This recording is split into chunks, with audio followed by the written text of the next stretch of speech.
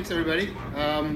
They asked me to just give some impromptu remarks. I'm going to give a talk in the Luncheon in a little bit, which I presume you'll all be at. So, as Sam mentioned, I'm the Futurist at 20th Century Fox, and I also have an interesting role at a big technology company, which you probably know, called Barco, which makes movie projectors for all around the world. Like every time you go to the movie, you happen to be seeing a Barco projector. And it's been an interesting ride since I left I was the first employee of Red. Co-founder's a bit overblown. I'm really just the guy kind of first in on the game and helped sort of bring it all to life.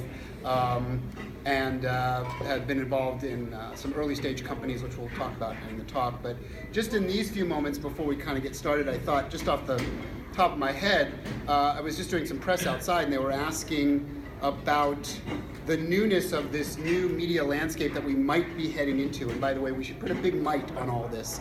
Everybody's very excited about all things coming and all things happening, but there's no guarantees in any of this, right? And there's a lot of pacing items that all need to line up right at the right time. Technology and all the things that we very often in this room would work on, and all the content that needs to line up, and all of this sort of magic chemistry that if it doesn't quite get swirled in the right way, it might not take. And that's very interesting maybe to hear from a guy like me who's extraordinarily bullish about all things new.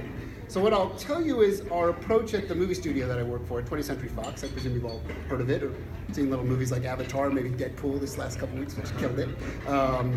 And it's a very interesting, fun place to work after retiring from a big movie camera company that I helped bring this thing to life, where you have interesting, very smart and enthusiastic support about exploration from a company that doesn't really have to explore, but finds a need to explore, because the one thing we all sort of know deep in our minds is the only thing that's constant in the world is change.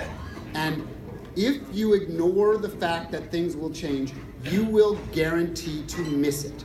So my role at the movie studio is to be the guy that sort of looks out into the future without any real knowledge of what we're doing. So I'm sort of the least qualified at anything I get to do, and hopefully build qualifications along the way. And as I was describing to the press just a minute ago, what's the difference between what Fox is doing and others are doing? We have literally just dove all the way into the deep end of the pool in this new concepts of immersive media and spatial media that's very often referred to as virtual reality and augmented reality and immersive cinema and all these things that we're doing. We just said, what the hell? If we're gonna do it, it's gonna take the same amount of energy and the same amount of expertise to just frickin' go for it and dive all the way in and then try and figure out how to swim to shore, rather than kind of tipping around on the edges and going, I wonder if the water's cold, I wonder if the water's hot, will it actually matter? Who the hell knows, right? So we went that way, and we did a project last year, or 2 years ago now, for a movie called The Wild, which became a sort of a viral hit in virtual reality, and then this past year we did the Martian VR project, which is probably one of the most ambitious projects to date in virtual reality, 30 full minutes in virtual reality. On the Barco side, we just announced that we're working with J.J. Abrams and Justin Lin on the new Star Trek movie, which will come out this summer in an immersive format in cinemas that's completely different than a flat screen experience, much more like something you'd see at a theme park, but in every multiplex. So these are the things that we're dancing around in the future. And I think I'm now starting to give too much away about my talk inside, so I encourage you to go in there and enjoy it. And you can see that I tend to be a little light and fun, and I take a very youthful approach to this, even though I'm not actually that youthful anymore. So hopefully I'll give you something fun to think about in there and enjoy the rest of the day. Thanks.